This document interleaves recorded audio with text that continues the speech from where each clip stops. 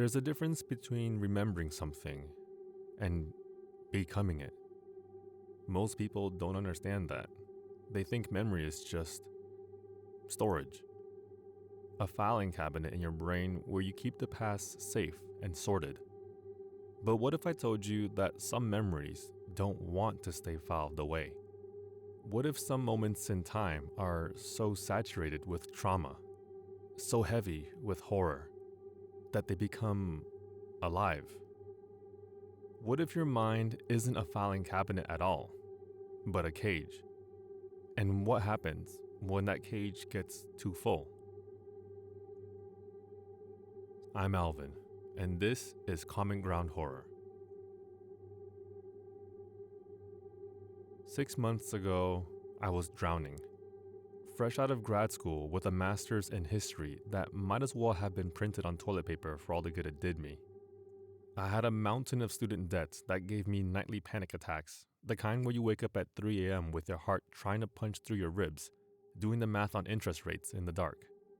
Every museum, every university, every archive within a 3-state radius had either ignored my resume or sent back those professionally polite rejection emails. You know the ones. We were impressed by your qualifications. However, I was 2 weeks from admitting defeat. 2 weeks from crawling back to my parents' spare room, the one they'd already converted into a home gym, sleeping on a futon surrounded by my mother's unused elliptical and my father's disappointment. Then I saw the ad. It was buried on a high-end academic job board I'd forgotten I even had an account for. The listing was sparse, clinical almost. Archival associates, the foundation, discretion, precision, and an exceptional capacity for recall are paramount. No formal experience required. Generous compensation. The salary they listed was more than both my parents made combined. I figured it was a typo or a scam. One of those things where they get you in the door and suddenly you're selling knives or skincare pyramids to your college friends. But desperation has a way of making you stupid. I polished my CV, sent it in, and tried not to think about it. They called me the next day. The woman on the phone had a voice like silk pulled over steel. Smooth, but with a weight underneath that made the hairs on the back of my neck stand up. She didn't ask about my degree. She didn't ask about my experience with archival systems or my knowledge of preservation techniques. Instead, she asked me the strangest questions I'd ever heard in my life. When you were 10 years old, what was the pattern on the wallpaper in your grandmother's kitchen? I blinked, standing in my apartment, staring at the water stain on my ceiling that looked like a screaming face. Small yellow flowers, daisies, I think, with green stems on a white background. There was a tear near the window, about 3 inches long, and the edges had browned from the sunlight. A pause. I could hear her writing something down. Describe the cover of the third book you see when you picture your childhood bookshelf. This was insane. But I closed my eyes and I was there, standing in my childhood bedroom, the carpet rough under my bare feet, the smell of my mom's laundry detergents drifting up from downstairs. I could see the bookshelf, the spines lined up like little soldiers. The Chronicles of Narnia, the boxed set. The third one is The Voyage of the Dawn Treader. The cover had a ship with a purple sail and a dragon figurehead. There was a coffee ring stain on the bottom right corner from when my dad set his mug down without thinking. Another pause. Longer this time. Final question. What was the name of the street sign you passed just before turning onto your current road this morning? I hadn't even thought about it, but when I reached back, it was just there, sitting in my mind like it had always been waiting. Maple Grove Avenue. The A in Avenue was faded. Someone had put a sticker of a cartoon cat on the bottom of the sign pole. The woman on the other end exhaled softly. It almost sounded like satisfaction. Please be at this address tomorrow at 9 a.m. sharp, she said. Dress for an interview. She hung up before I could ask any questions. The address led me downtown to a building I must have passed 100 times without ever really seeing it. It was a monolith of dark glass and steel, a skyscraper with no name on the facade, just an elaborate symbol above the heavy bronze doors, an interlocking knot that seemed to twist in on itself the longer you looked at it, the kind of design that made your eyes hurt if you stared too long. The lobby was a cavern of black marble and silence. The air was cool and perfectly still, like a cathedral. My footsteps echoed in a way that felt wrong, like the space was too big to be contained by the walls I could see. There were no other people, no security desk, no directories, just a man in a perfectly tailored gray suit waiting for me by the elevators like he'd known exactly when I'd walked through those doors. He didn't speak. He just nodded and gestured for me to follow. We rode the elevator up in silence. I watched the numbers climb. 12, 18, 24. And then they stopped making sense. The panel just showed symbols I didn't recognize. The man used a key to access our floor, a floor that had no button. When the doors opened, I was led down a hallway that smelled faintly of old paper and something else, something chemical and sterile, like a hospital. The supervisor was waiting for me in an office that looked like it had been decorated by someone who'd only ever seen pictures of what offices should look like. Mahogany desk, leather chair, bookshelves filled with identical black binders. The supervisor himself was ageless. That's the only word I have for it. He could have been 40 or 70. Pale eyes that didn't blink as often as they should. A face that was handsome in the way a mannequin is handsome. Technically correct, but missing something vital. He explained the job. It was simple, he said. Deceptively so. Each day I would be given a single photograph. My task was to study that photograph from 9 a.m. to 5 p.m. 8 hours. I was to absorb it, to commit every single detail to memory. The play of light, the grain of the image, the expressions on faces, the stitching on a coat, the cracks in a sidewalk, the reflection in a window. Every single detail. You will become the living record, he said, his voice in a low hum that seemed to vibrate in my chest. You will not write anything down. You will not make copies. You will not discuss your work with anyone for any reason. He leaned forward, his pale eyes locked on mine. At 5 o'clock, I will collect the photograph and you will watch me incinerate it. Do you understand? I didn't. Not really, but I nodded anyway. He slid a contract across the mahogany desk. The number at the bottom could change my entire life, could erase my debt, could give me breathing room, could let me sleep without nightmares about compound interest. I signed. The foundation's motto, he said as I handed the contract back, is Cadem Optime Memorandum. I knew enough Latin to translate it. Some things are best remembered. My workspace was in a vast circular room that felt like a panopticon designed by monks. Dozens of identical wooden carrels arranged in concentric rings, all facing inward toward a central pillar. Each carrel was a small three-sided booth with a comfortable chair, a desk with a green leather inlay, and a single brass lamp.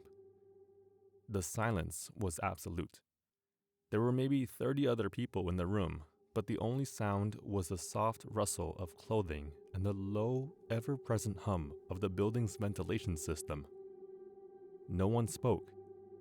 No one even looked at each other. They all had the same look I saw in the mirror every morning. Intelligent eyes, and the quiet desperation of people who needed this job too much to ask questions. The first photograph was placed on my desk at exactly 9 a.m.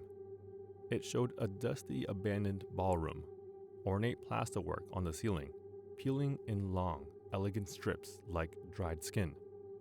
A single chandelier, crystal and brass, draped in cobwebs so thick they looked like gray lace.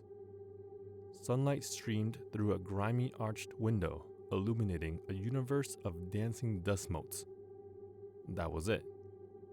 For 8 hours, I just looked. I memorized the way the shadows fell across the warped parquet floor, the specific pattern of the water stains on the far wall. They looked like a map of some country that didn't exist. The number of crystal pendants missing from the chandelier. I counted them 3 times to be sure. 17. At 5 p.m. exactly, the supervisor appeared at my carrel like a ghost. He picked up the photograph with a pair of silver tongs, handling it like it might burn him. I followed him to a small, soundproofed room containing a sleek furnace that looked more like a crematorium than anything meant for paper. He unlocked it with a key he wore on a chain around his neck, slid the photo inside, and pressed a button. There was a soft whir, a flash of orange light behind the tempered glass, and it was gone. He nodded at me. I went home.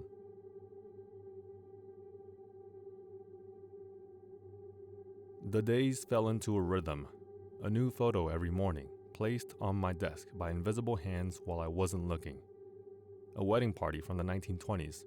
The bride's smile just a little too tight, her eyes a little too wide.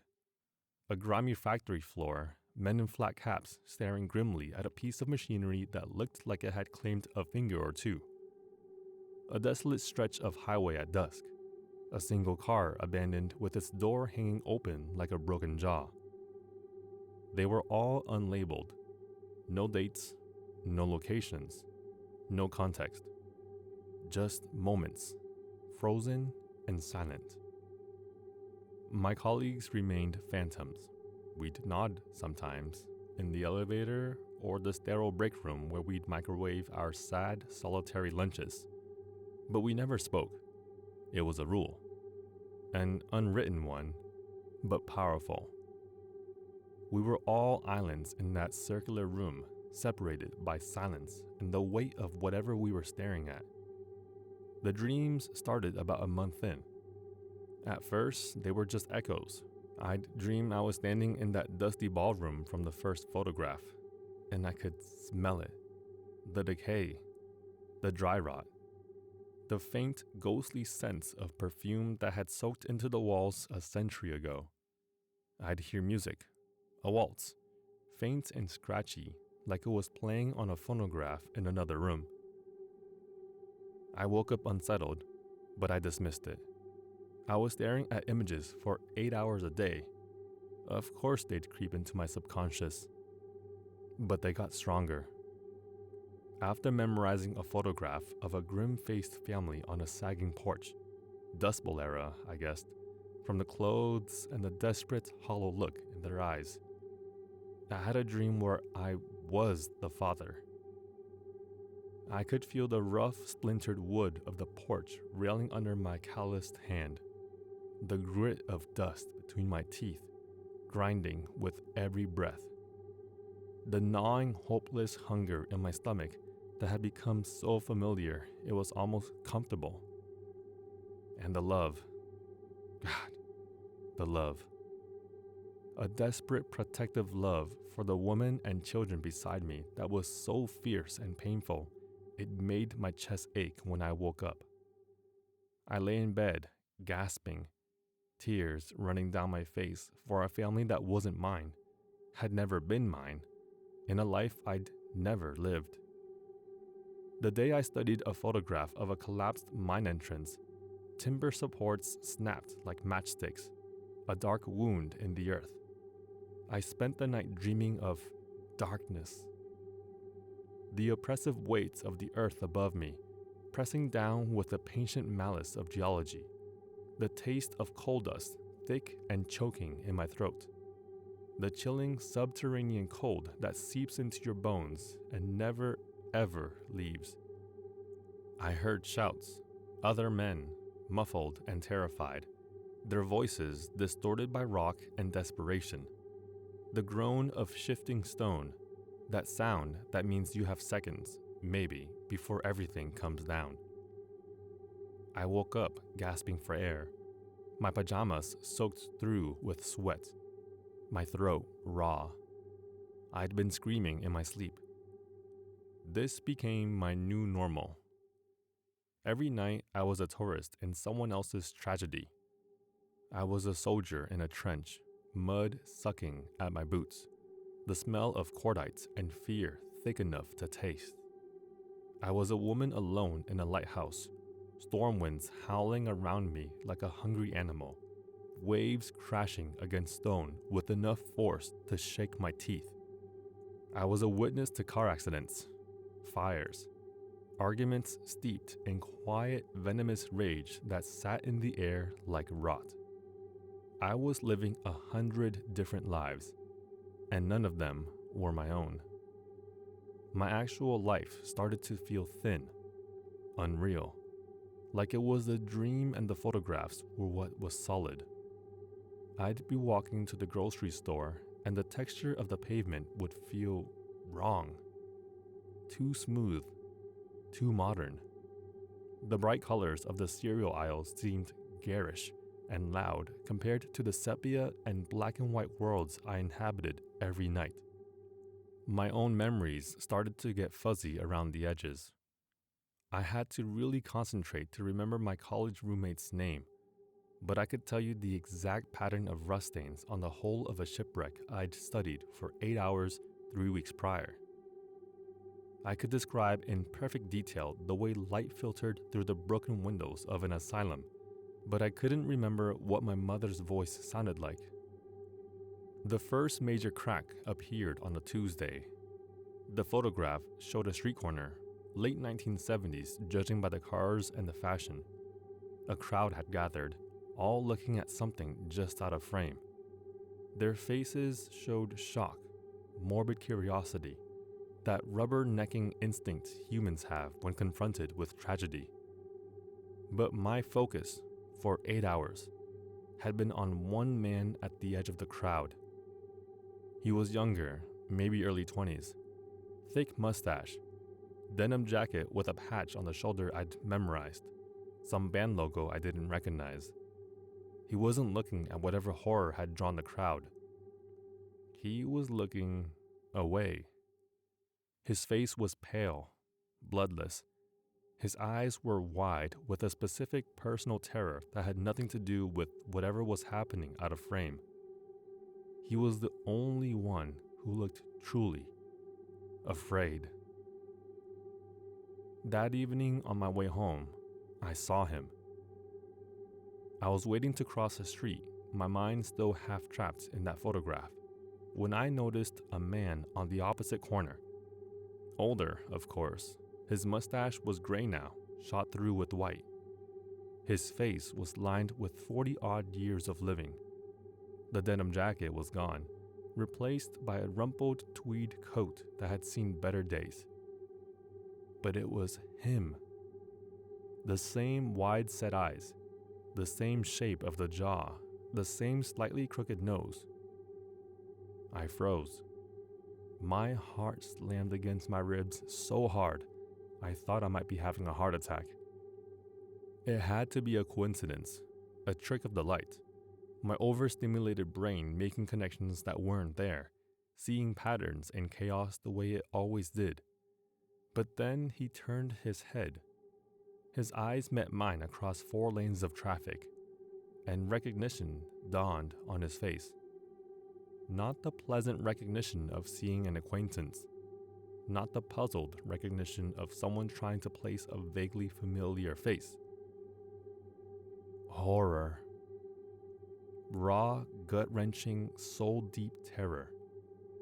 He looked at me like I was a ghost, like I was the very thing he'd been running from on that street corner all those years ago. like I was death itself, wearing a human face. The exact same expression from the photograph. He stumbled backward, nearly falling off the curb. Then he turned and ran, disappearing into the evening crowd like smoke. I stood there for a long time. The traffic lights cycled from red to green to red again. People flowed around me like water around a stone. The world kept moving. Mine had just ground to a sickening halt. That was when the paranoia began in earnest. The silence of the archive, once almost peaceful, now felt predatory. The hyper-focus of my colleagues no longer seemed like professional dedication. It looked like a desperate attempt to keep something at bay. I started watching them more closely. The older man who always rubbed his left temple, I noticed his hand would sometimes twitch. His fingers would suddenly splay out, rigid, like he was trying to ward something off, like he was catching himself before he touched something invisible that only he could see. The young woman with the haunted eyes would occasionally flinch, her gaze snapping to an empty corner of her carrel. Her breath would catch for just a second before she'd force herself to look back at her photograph. Her jaw clenched so tight I could see the muscles jumping. We were all prisoners here, but prisoners of what? I had to know. I broke the cardinal rule. I waited for the temple-rubbing man in the break room one afternoon. He was microwaving a container of plain white rice, staring at the rotating plate with a blank expression of someone who'd forgotten why they were there. I walked up to him, my heart thudding against my ribs. "Excuse me," I said. My voice sounded rusty, loud, wrong in the sterile quiet of that space. He flinched. He didn't just turn around. He physically recoiled, his back hitting the counter, his container of rice tumbling from his hands and hitting the floor with a wet splat. He looked at me with wide, panicked eyes, shaking his head frantically, a small, desperate motion like a child refusing to acknowledge a monster in the corner. He grabbed his rice container with trembling hands, the microwave beeping insistently behind him, and practically ran from the room. He never made eye contact. He didn't say a single word. The message was clear. We don't talk. We can't talk. Maybe we weren't allowed to, or maybe we were just too afraid of what might happen if we did. Then people started to disappear. One Monday, the carrel to my left was empty. The man who sat there, quiet fellow, thinning hair, always wore the same blue cardigan, was just gone. No one mentioned it. His desk was cleared out by the end of the day, as if he'd never existed. 2 weeks later, the woman with the haunted eyes was gone too. Her carrel wiped clean, the desk polished, a new photograph waiting on the green leather inlay for whoever came next. There was no internal memo, no farewell card, no HR email about personnel changes. Just a silent, growing void in our ranks. Were they fired? Did they quit? Or was it something else? I was spiraling. My apartment no longer felt like my own. I'd catch flickers of movement in my peripheral vision, a shadow that looked like a soldier in a trench coat standing in my hallway. The scent of ozone and rain would fill my living room on a clear night. A phantom echo from a photograph of a lightning-struck tree. The walls would sometimes show me things, peeling wallpapers from other rooms, other times. Faces in the plaster. I was losing my mind, or something was taking it from me. The breakthrough came last week. I sat down at my desk, and my hand brushed against something taped to the underside. Paper. A small folded piece of paper stuck there with what felt like duct tape. My blood ran cold. It felt deliberate, clandestine, Someone had left me a message. I waited until my hands stopped shaking, then slipped it into my pocket. I spent the day in a fugue state, staring at a photograph of a single withered black rose lying on wet cobblestones, my mind entirely on the notes burning a hole in my pocket. That night, alone in my apartment with every light on and my back to the wall, I unfolded it.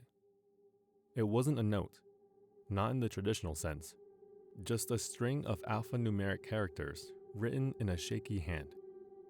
A7B3-C9D1-E4F8. A code? A web address? A cry for help in a language I didn't speak? Then I remembered.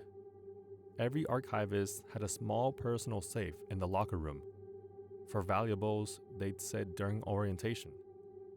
We set our own combinations, but this didn't look like a combination. It looks like an override code.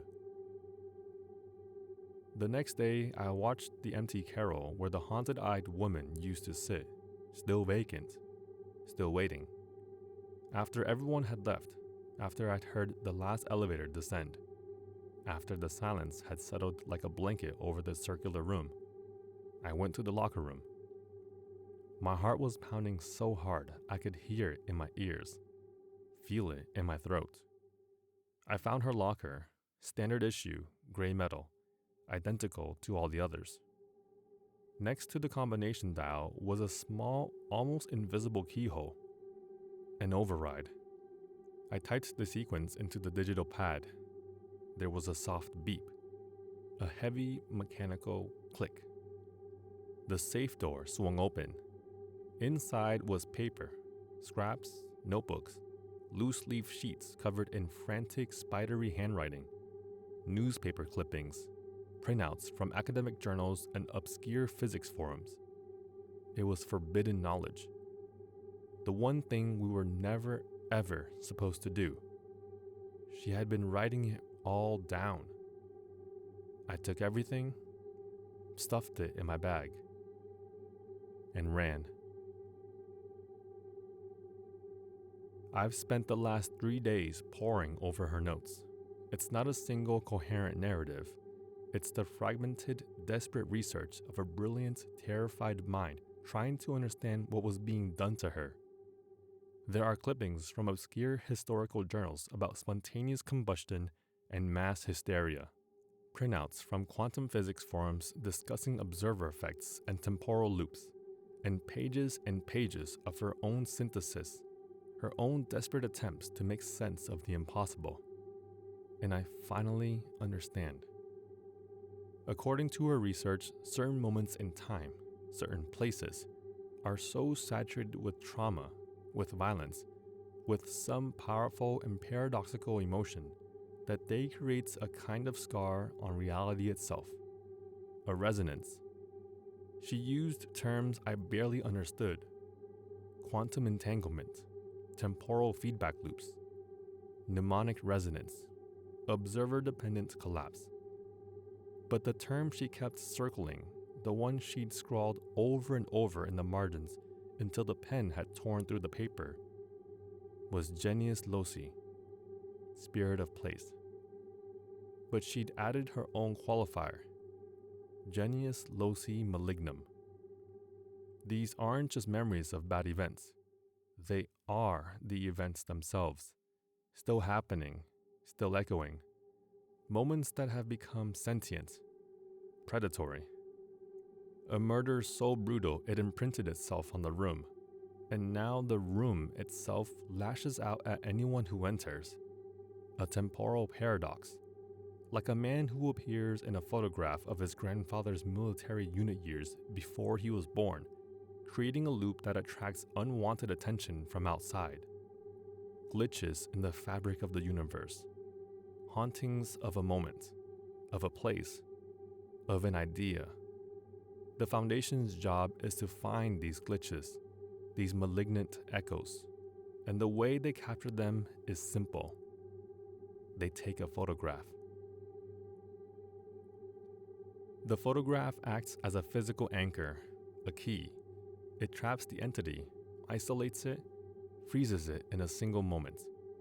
But photographs are unstable. They can be copied, distributed. The entity could spread, so they need a more permanent solution. Step 1. The photograph isolates the entity, trapping the genius loci in a static image. Step 2. The archivist, through intense and prolonged focus, transfers the anchor from the photograph into their own consciousness. Our photographic memories, our ability to absorb every single detail. It's not a job skill, it's a prerequisite. The cage only works if the mind can hold it perfectly. We memorize the image so completely that our mind becomes the new vessel. Step 3. The photograph is incinerated, destroying the original anchor and leaving the entity trapped entirely within the mindset of the archivist. It has nowhere else to go. We are prisons, human prisons for things that should not exist. The Foundation's motto, "Some things are best remembered," is a cruel, literal joke. They are remembered by us and only us, so that the rest of the world can forget, so that these malevolent echoes can't bleed out and harm anyone else. The few suffer for the many. Her journal entries chronicled her decline.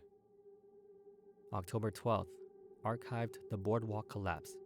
I can still hear the screams when it's quiet. Sometimes I smell the salt water and the fried dough. So real, I gag. November 4th, saw the arsonist from the warehouse fire photo on the subway today. He looked right at me and smiled. It wasn't a human smile. Too wide, too many teeth. December 19th, my sister came to visit for Christmas. For a second, her face wasn't her face. It was the porcelain doll from that abandoned nursery photo, the cracked one with a missing eye. I screamed. She thinks I'm having a breakdown. Maybe I am. January 8th, I've archived 112 anomalies. There isn't much room left for me in here. I can't remember what I had for breakfast, but I know the exact number of buttons on the coat of a man who vanished from a ship in 1924. 14. Brass. The third one from the top was loose. Her last entry was short. Just 5 words, written so hard the pen had torn the paper. They're getting out.